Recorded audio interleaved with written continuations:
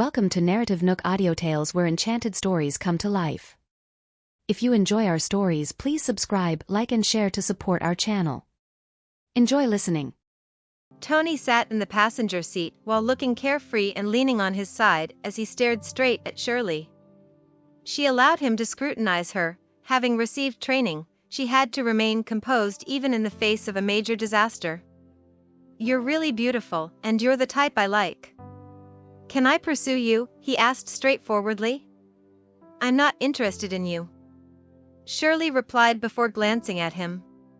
Suddenly, she kind of understood why Zacharias exploded in anger just now. Tony was a troublemaker. Tony snorted. "So, you're interested in my uncle, huh? Do you like older men?" Shirley didn't want to engage in this conversation, so she remained silent.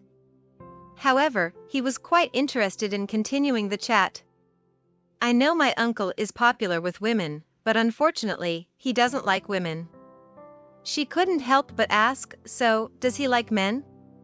He burst into laughter. "Haha. I really wish my uncle could hear you say that. I want to see how furious he'd become." Shirley turned her head and gave him a stern look without saying a word. Tony raised an eyebrow. "It's not my uncle's problem for not liking women. He's just immune to women. As far as I can remember, he has never liked any woman. Of course, he doesn't like men either. He's just a cold and ruthless political machine." Shirley was slightly speechless. Who would talk about their uncle like that? She stopped talking to Tony because she wasn't interested in the affairs of the Flintstone family. The car entered the Flintstone residence, proceeded into the garden, and parked outside the hall. Tony got out of the car and followed Shirley. "Hey, Mississippi. Can I get your contact information? Let's grab a coffee sometime when you're free." Shirley had just entered the hall when she saw the man sitting on the couch. She immediately came to stand behind him while maintaining a straight posture. Feeling slightly guilty, Tony sat on the couch and greeted Zacharias reluctantly while covering his swollen face. "Uncle Zacharias." Zacharias' gaze turned toward him, and a frustrated expression crossed his face. "Didn't you promise me not to get into fights anymore?" "I didn't start it. They bullied the girl first, so I had to fight back." Zacharias snorted. "You were clearly the one at fault, yet you still try to justify yourself." Tony shrugged. "I just went on a date. Is it my fault that girls like me?" "Tony." Zacharias' gaze was stern. Tony immediately shrank back in fear while assuming an apologetic stance. "All right. I promise I won't ask someone else's girlfriend out to a bar again. I assure you I won't cause you trouble. You're 20 years old already, and you're not a child anymore. Can't you have a bit of decency?" Zacharias lectured. Tony lowered his head and muttered, "I got it. I'll bring honor to you, Uncle Zacharias. Write 1,000-word self-critique. If it's not good enough, keep writing until it is." Zacharias imposed it as a punishment. "What? Another self-critique? Can't we have a different form of punishment?" "I don't want that. I'd rather go out and sweep the streets than write a self-critique." Tony refused with a determined expression. "If you don't write it, I'll cancel your bail right now and send you in for a year to sober up properly," Zacharias threatened. Tony immediately hung his head while looking like a wilted plant. "Fine. I'll write it." After speaking, his gaze shifted to Shirley. He said to Zacharias, "Uncle Zacharias, can I stay here for a few days? I want to focus on writing." Upon seeing Tony's apologetic attitude, Shirley found it quite problematic. She couldn't believe that this young man, whom she saw as a younger brother, dared to make advances toward her. "Sure," Zacharias agreed. At that moment, Zacharias' phone rang, and he walked toward the side hall to answer it. Tony took the opportunity to throw a flirtatious glance at her. Shirley ignored it and was completely unfazed. After Zacharias finished the call, he asked Tony to return to his room. Shirley didn't know what to do now, as Zacharias hadn't given her any instructions. So, she stood guard at the door. The day quickly turned into an evening. Corinne arrived as she came to prepare dinner, and when she walked over, Shirley could see that her sharp gaze was filled with resentment. "I'll stay and attend to Mr. Flintstone tonight." "You can leave," Corinne said to her. Shirley frowned. "The captain didn't tell me to leave." Zacharias also didn't instruct her to leave. She couldn't leave her post without authorization. "Huh? You think you're so important, huh?" Corinne mocked before heading toward the kitchen. "Mr. Flintstone's nephew is also here. You need to cook for 2 people." Shirley reminded her. Corinne didn't say anything, but she would follow Shirley's reminder. Tonight, she hoped to be the one Zacharias chose to stay in the mansion. While Shirley was standing guard at the door, someone suddenly tapped her shoulder. She reached back almost instinctively and grabbed the person's hand before twisting his arm behind his back. "Ouch! Ouch! Ouch!" Tony's startled cry came through. Upon seeing that it was him, she immediately released him and warned him, "Don't do this ever again." After experiencing Shirley's prowess, he chuckled. "Pretty, you've got some skills. Can you teach me? If you do, next time I get into a fight, I won't get beaten so badly." Shirley disliked his glib tongue and said sternly, "Mr. Flintstone, please mind your words." "You didn't tell me your name, so I had to address you as Pretty," Tony reasoned. Shirley continued standing straight while ignoring his teasing. I'm exhausted. Writing 1,000 words of self-critique is no joke. My uncle is so old-fashioned. He still makes me write self-critique in this day and age," Tony complained as he stretched lazily. "Oh. Someone's cooking?" Tony dashed to the kitchen. In no time, he returned to Shirley before saying, "Are you two my uncle's 24/7 personal bodyguards?" "Yes," Shirley replied. "Am I also under your protection too?" "No," Shirley replied coldly. "You can't treat me poorly. You must protect me along with my uncle." Tony snorted. Then, his gaze wandered mischievously over Shirley.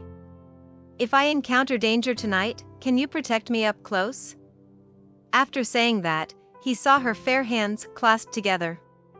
He reached out and intended to touch them. Shirley's eyes flashed with anger. She grabbed his arm, pressed him toward the ground, and pinned him down as if he were a criminal, with his hands still in a humiliating position behind his back. "If you offend me again, I won't be polite," Shirley warned him sternly. She wasn't the type to stay silent when someone took advantage of her. Anyone who dared to touch her would face a grim fate. Tony was in pain and sweating when he saw a tall figure coming down from the 2nd floor. He called out without dignity, "Uncle Zacharias, save me." Upon seeing Zacharias coming down, Shirley immediately let go of Tony and resumed her guarding stance. "Uncle Zacharias, she bullied me." Tony immediately played the victim. "You can't even beat a girl, and you're complaining?" Zacharias remarked disapprovingly. Tony became somewhat annoyed. "Uncle Zacharias, can you beat her?" Zacharias didn't answer the question. "Behave if you don't want to be kicked out." Tony seized this opportunity and continued to tease Zacharias. "Uncle Zacharias, I bet you can't beat her either. How about you two have a little match right now?" Zacharias' gaze shifted to the girl on guard duty, and there was indeed a glint of interest in his eyes. "Uncle Zacharias, you two can just have a little match in the garden outside." "Let me witness your prowess," Tony taunted. "Set an example for me. Uncle Zacharias, come on. Show me your skills. Use those muscles of yours." He was quite insistent. Shirley was speechless about Tony. Why did he have to suggest a match between her and Zacharias? Moreover, could someone like Zacharias, who sat in the office year-round, really fight? It was not that Shirley was overly confident, but under her father's training, she had indeed reached a certain level of standard. Zacharias seemed persuaded by his nephew. He stood up and unfastened the buttons of his waistcoat with his long fingers, revealing a white shirt and a pair of black pants underneath. He emanated a refined and gentlemanly aura. "Imogen, would you be willing to spar with me?" Zacharias walked toward the door. Shirley didn't expect Zacharias to actually want to spar with her. As his bodyguard, she couldn't refuse his request. "Don't be afraid, pretty. My uncle can't beat you. Go ahead," Tony shouted from the side. "I'm willing." She nodded. Corinne, who was in the kitchen, overheard the conversation outside. It caught her attention, and she felt a bit anxious. She also wanted to participate in this close combat with Zacharias. Unfortunately, she was in the midst of preparing dinner, so she could only feel frustrated. The evening sun sank behind the mountains while leaving a faint afterglow that bathed the garden in a soft yellow light. Zacharias stood under a lamp while cracking his knuckles, making a crisp sound. Only now did Shirley feel the oppressive aura emanating from this man. She thought he was just a high-level politician sitting in an office, but unexpectedly, he exuded a burst of strength. It seemed like he had been disguising himself all along. At this moment, his gaze revealed a beast-like brutality beneath the cultured exterior. She immediately heightened her alertness. This was not an opponent who was easy to deal with. She had underestimated this man just now, and now she had to focus her energy on handling him. "Imogen, let's begin," Zacharias called out to her. Since he invited her to make the first move, she didn't hold back. She clenched her fist and assumed an attacking stance. As her fist moved toward the man's face without holding back, his brows furrowed, and he skillfully blocked the attack with his arm. The rebounding force made her realize once again that this man wasn't a kitten but a wild beast. Zacharias swiftly caught Shirley's wrist, and she responded with a swift kick, which made her body perform a stylish and agile 360-degree turn. Tony, on the side, was left in awe. "Wow! That's so cool! Go for it!" He cheered Shirley on and hoped his uncle would show some impressive moves. Unfortunately, all of Shirley's kicks were deftly blocked by the man. Shirley's aggressiveness surged as she was stimulated by this. Under the lamplight, Zacharias' lips curved into an amused smile. It seemed like he had angered the kitten. Shirley felt tense, and each move she struck became sharper. Despite the tension, he skillfully parried each move without losing composure. He even seemed to deliberately go easy on her while maintaining a sense of control. Shirley sensed the man's strength was still concealed to some extent, although she also didn't unleash her full potential. She knew this was just a friendly match, so it was better to stop at a certain point. At that moment, due to a problem with the quality of her high heels, the sound of heels breaking echoed when she stepped back.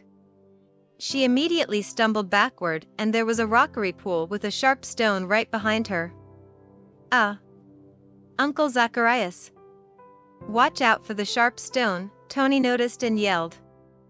Due to the broken heel, Shirley lost her balance. Even if she could avoid the sharp stone, she couldn't escape the fate of falling into the pool.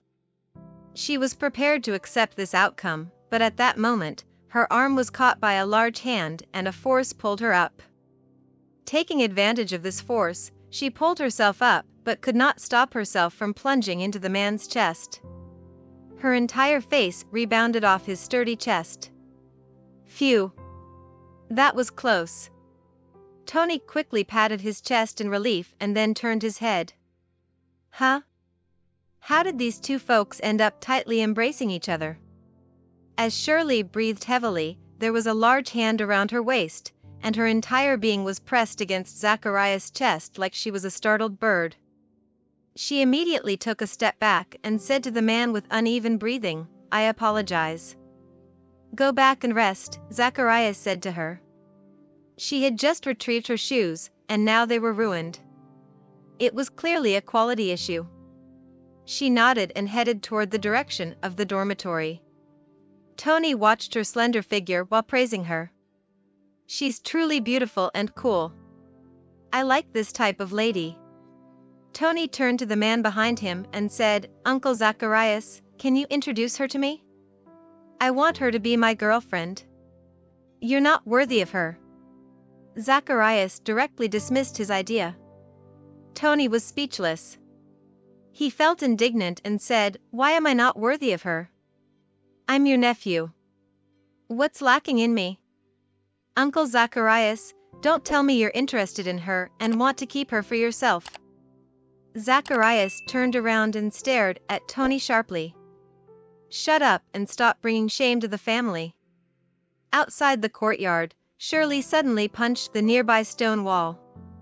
An unprecedented sense of defeat overwhelmed her, and it was Zacharias who gave her this feeling.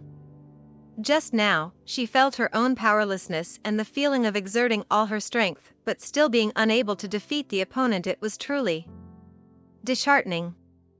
Who exactly was Zacharias?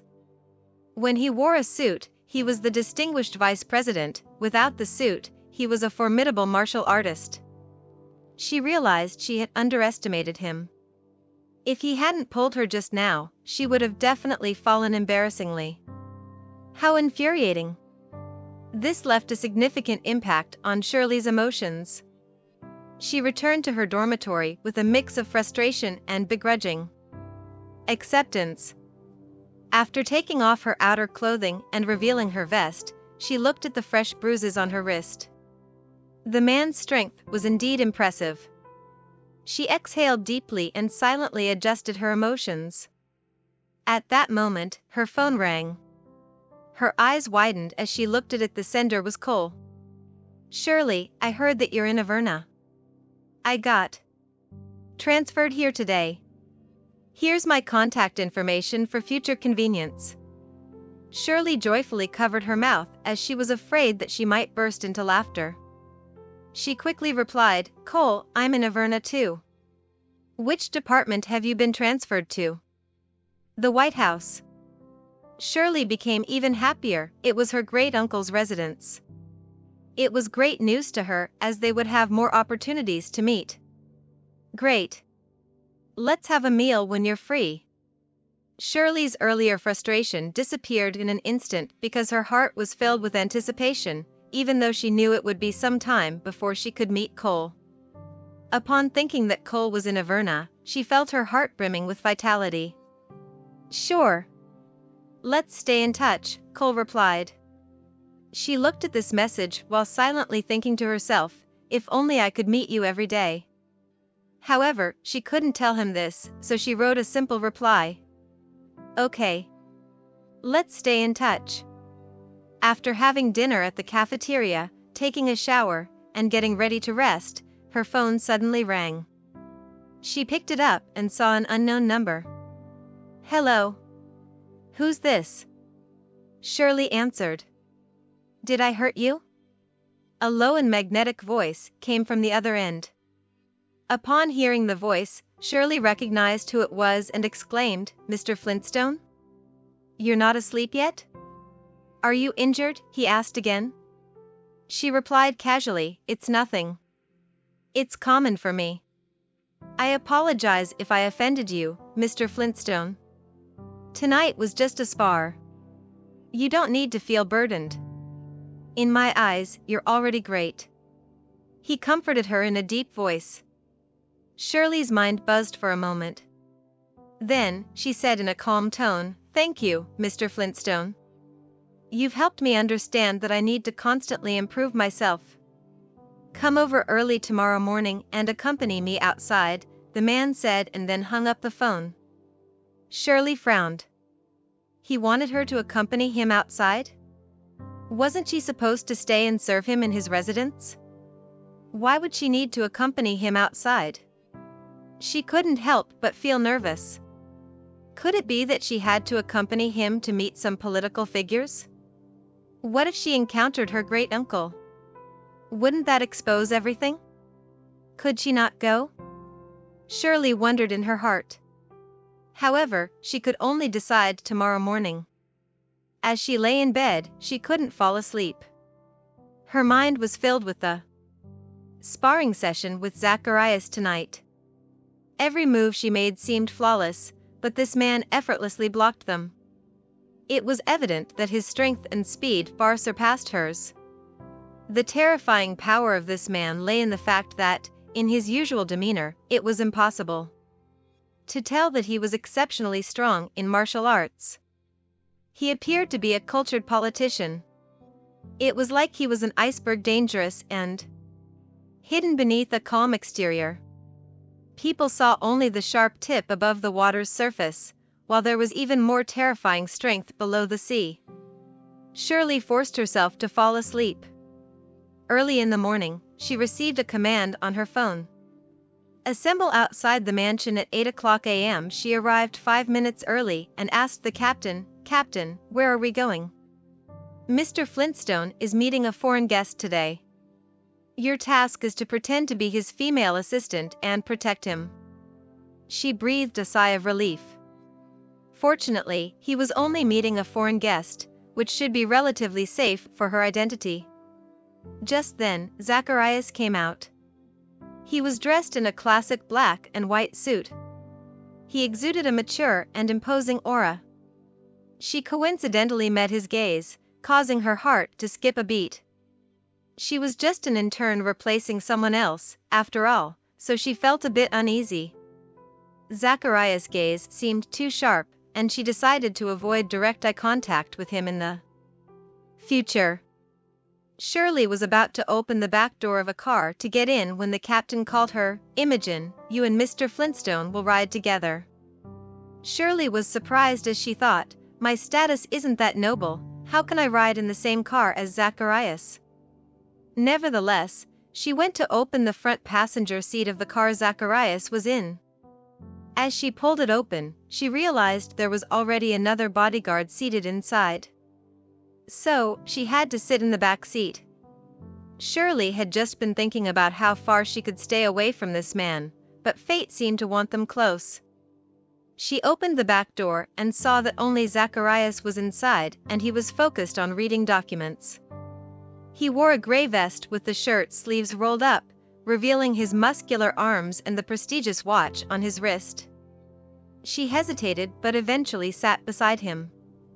The cup holder was pulled down and he had placed a teacup there. Considering he seemed engrossed in the documents, Shirley decided to remain silent while waiting for the convoy to start. Shirley lacked experience as she was working as a bodyguard for the first time. In the car, she couldn't help but look out of the window and observe the scenery.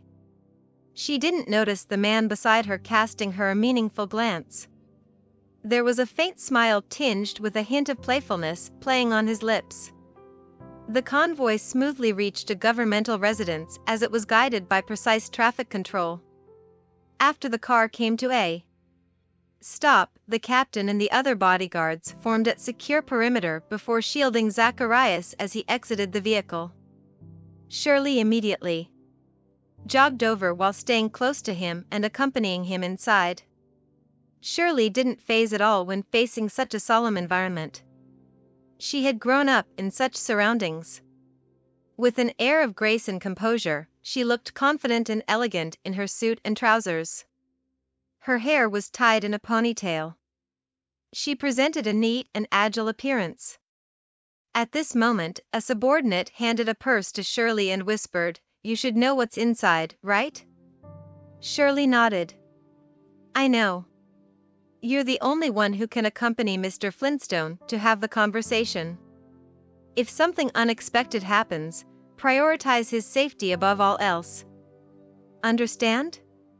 Shirley immediately tensed up. Only then did she realize that the internship she thought of and the one she was experiencing were completely different.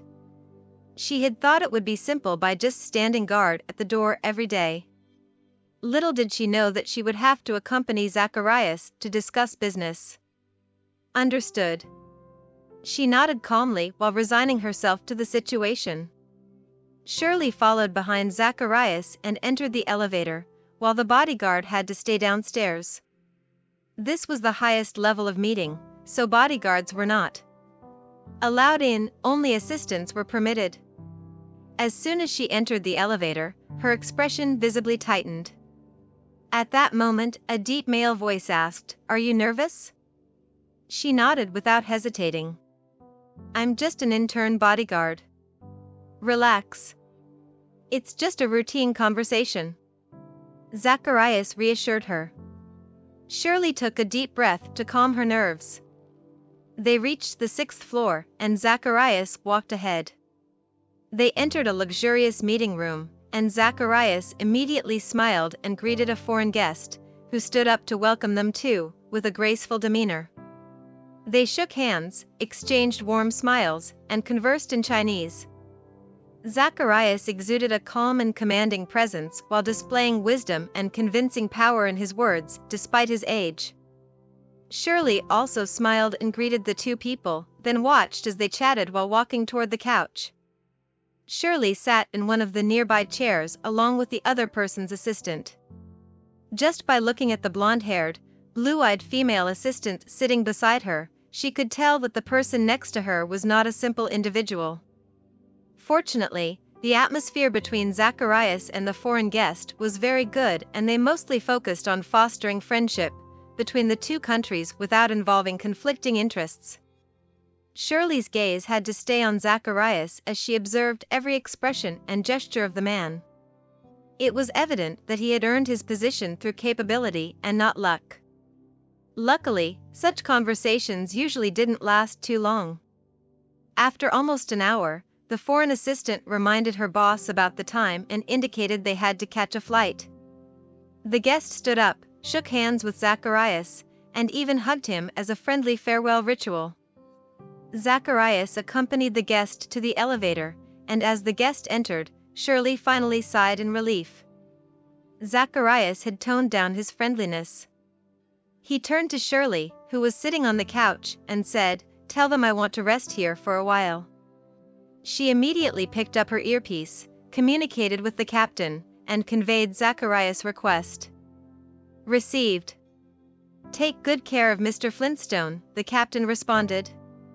"Understood," she replied. After that, Shirley's gaze shifted to the man on the couch. He did nothing. He just sat there and rested. She noticed his tea was finished, so she walked over and poured another cup for him. He turned to look at her, and she stepped back. He sipped the tea and suddenly asked, "Are you afraid of death?" Shirley didn't expect him to bring up such a serious question out of nowhere.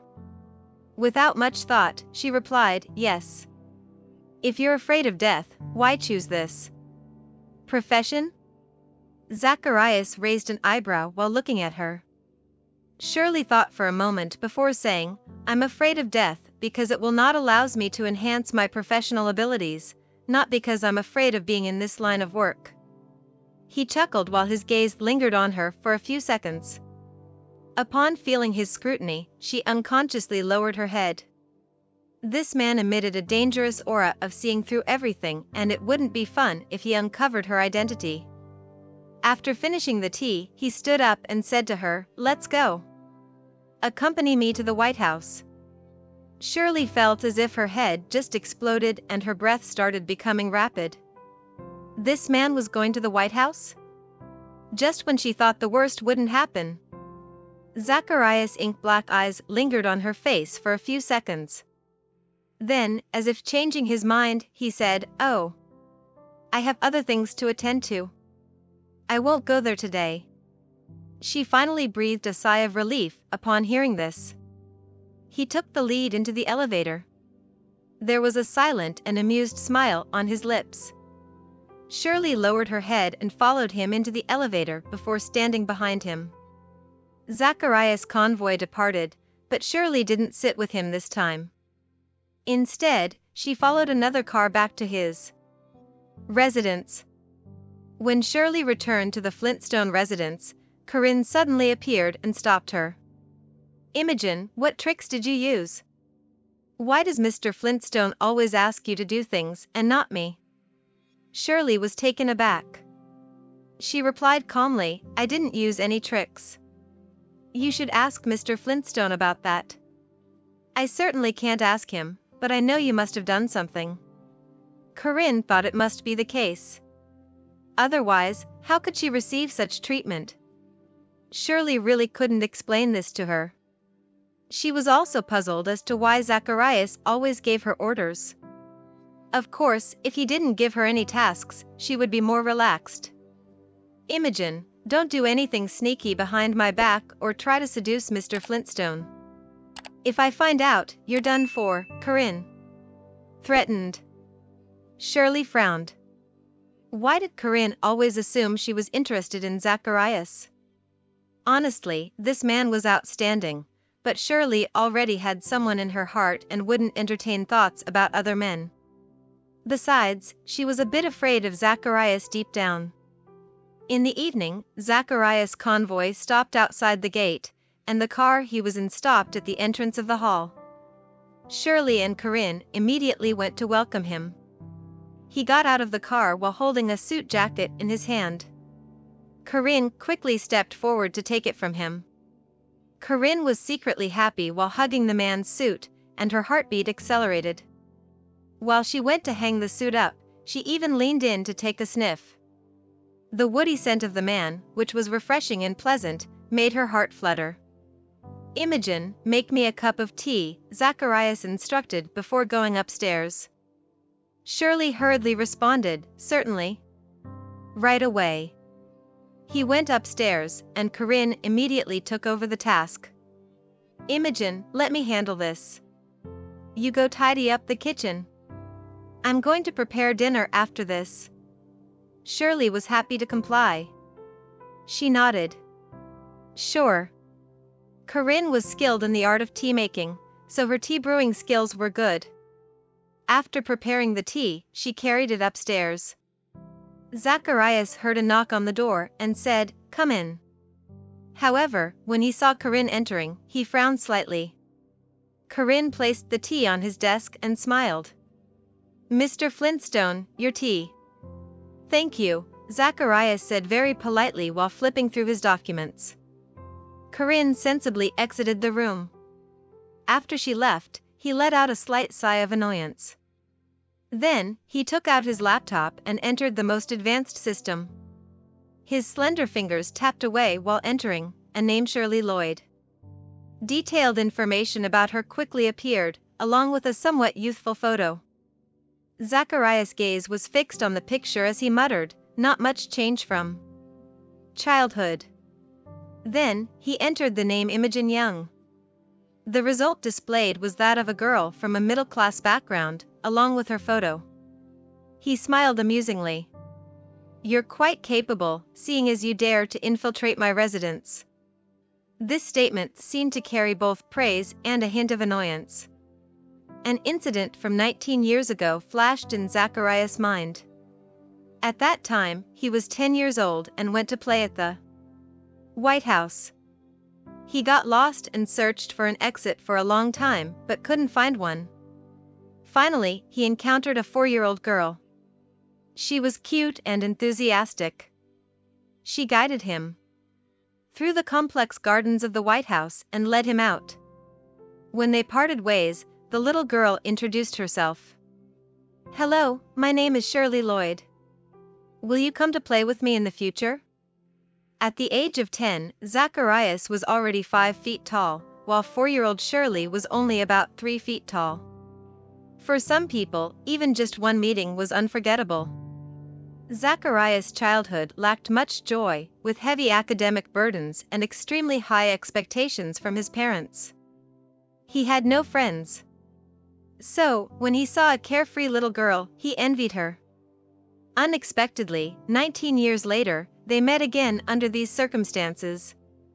However, he thought that the little girl from back then probably wouldn't remember him because a person's earliest memories started at around 6 or 7 years old, so he was the only one who remembered the encounter. Zacharias recognized her at first sight, but this little girl was just a passing guest in his life. Therefore, he didn't pay special attention to her. However, he found her quite interesting after last night's sparring. Moreover, what made her interesting wasn't just her skills, but also her belonging to an influential family in the center of power. After tidying up the kitchen, Corinne came down to start preparing dinner. "Imogen, help me prepare the vegetables." "I'm very busy right now," Corinne requested.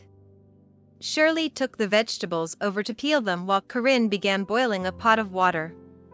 "I feel that Mr. Flintstone doesn't like spicy food. Can you make it a bit milder?" Shirley offered a suggestion. "I know that.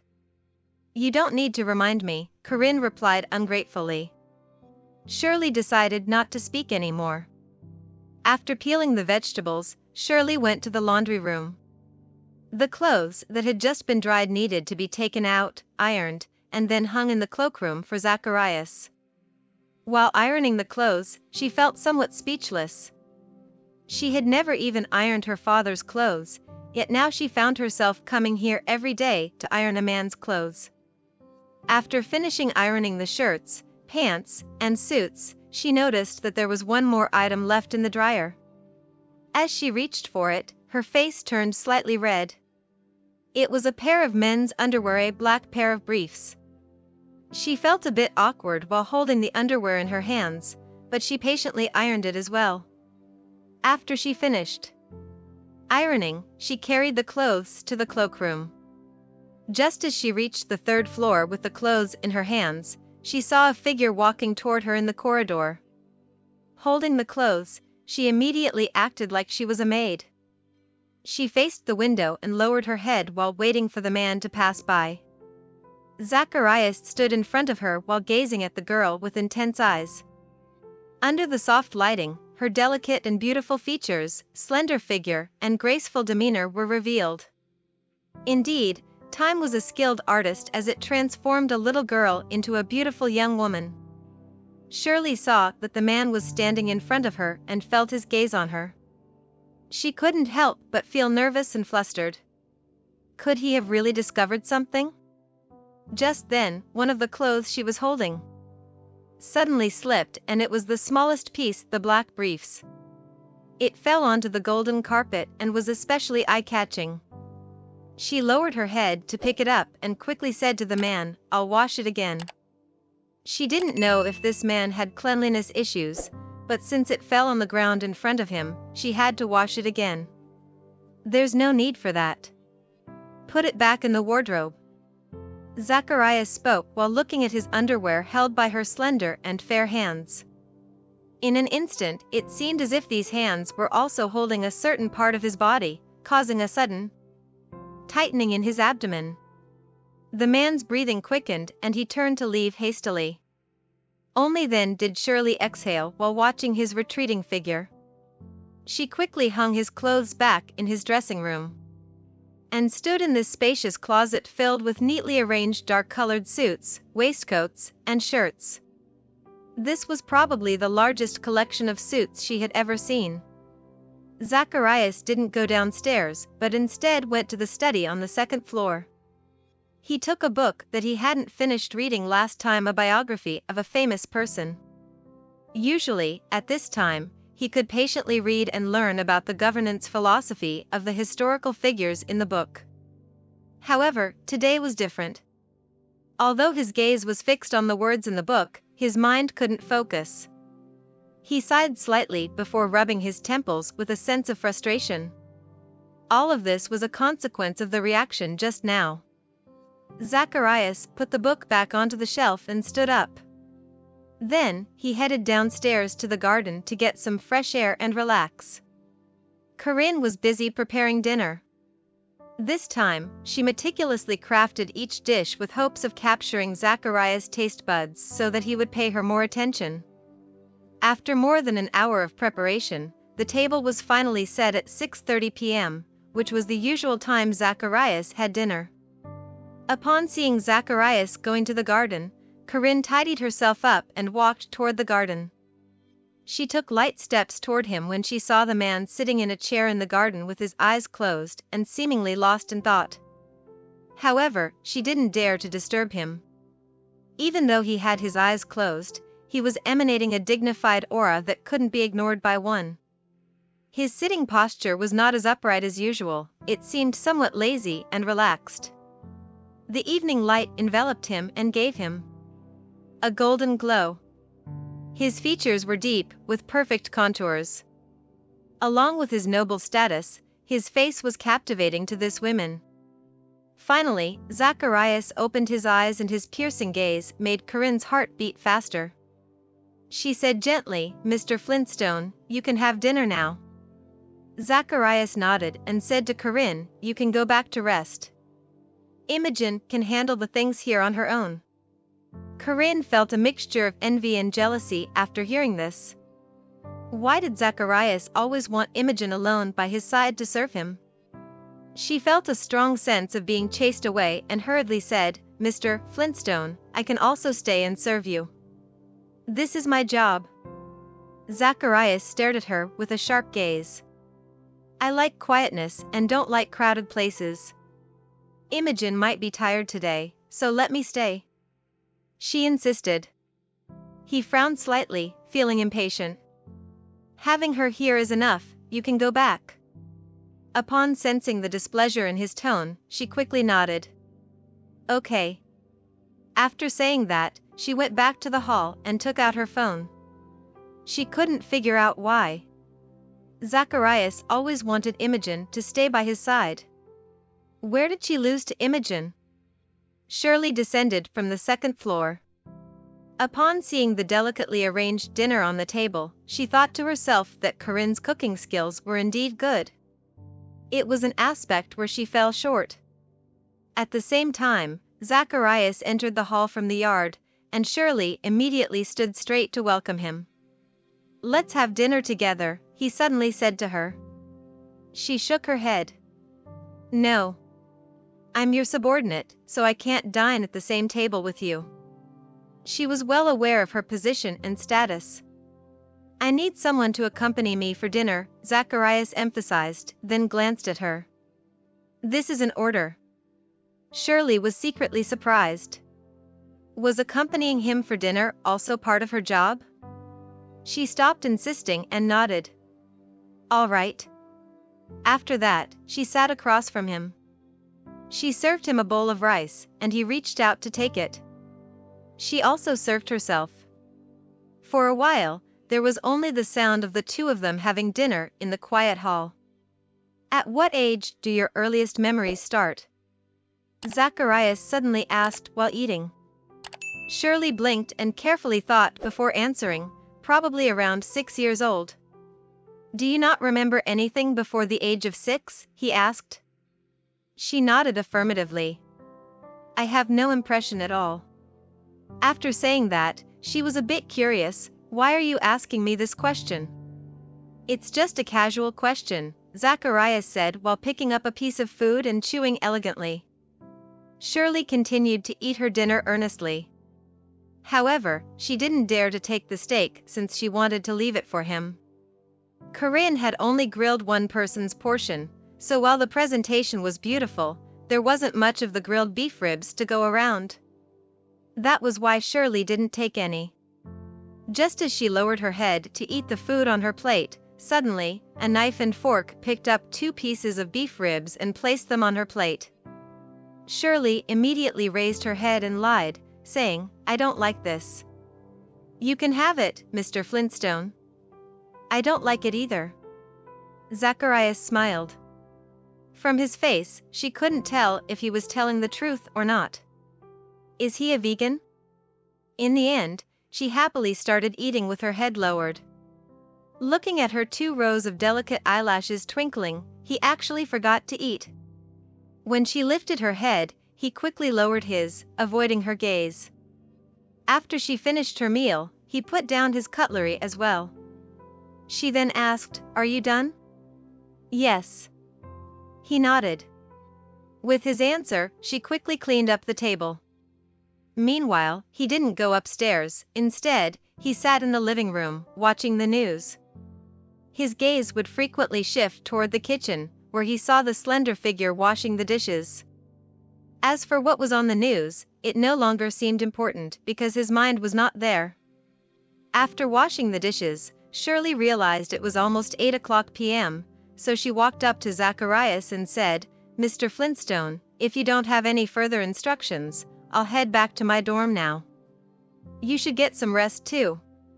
Suddenly, he looked at her and said, "Tomorrow, pack your things and move into my guest room." This statement shocked her. She quickly said, "That is not in accordance with the rules, Mr. Flintstone." "I set the rules," he reminded her. In his household, he had the final say in everything. For instance, the question of where his bodyguards should stay.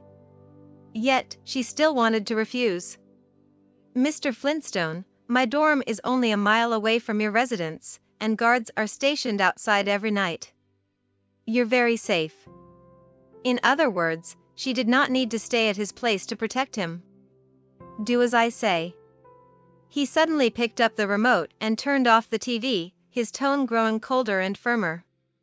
That night, after she informed her captain, Roy, about this, he was also surprised for a few seconds. Then he asked, "Are you sure it's Mr. Flintstone's decision?"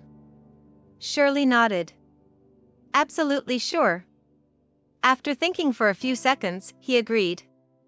"All right, then follow his instructions. Perhaps he has a reason for this." At this moment, she couldn't fathom what Zacharias' intentions were. She couldn't help but ask, "Captain, do you want to discuss with Mr. Flintstone about substituting someone else to stay at his place? I'm young and inexperienced. I'm worried that I might not be able to provide adequate protection." Initially, Roy was puzzled as well. Zacharias had told him before that, unless it was work-related, his bodyguards should not get close to him, as he needed absolute peace and rest. So, why would he suddenly want a female bodyguard to stay at his house? As he looked at Shirley's puzzled face, he finally found an answer. As high-ranking as Zacharias was, he was still a man, and perhaps what he wanted was not a bodyguard but someone who could keep him company and have a chat. Shirley, being new to the bodyguard industry and having a youthful and pleasant appearance, might indeed be a good choice to keep him company. After all, a man understood another man better. Roy had a hunch, but he couldn't tell Shirley. He simply advised, "Shirley, if Mr. Flintstone has specifically asked for you to move in, there's no room for substitutions. Just focus on your primary duties." Seeing that he couldn't change the situation, she nodded. "All right, I'll move my things tomorrow morning." That night, she held her phone and plucked up the courage to send a message to Cole, but after waiting for a while, he still didn't reply. She felt slightly disappointed and eventually fell asleep. Early in the morning, she packed up her belongings, and around 7 a.m., she carried her luggage downstairs. Corinne happened to be coming from her dorm, and when she saw Shirley packing, she was momentarily surprised. Then, she asked with a hint of schadenfreude, "Did you get fired, Imogen?" Thank you for listening. If you have enjoyed this story, please like and share so others can see it too. Also hit the subscription button and notification bell so you can be notified on our next release. Thank you for your support. God bless you.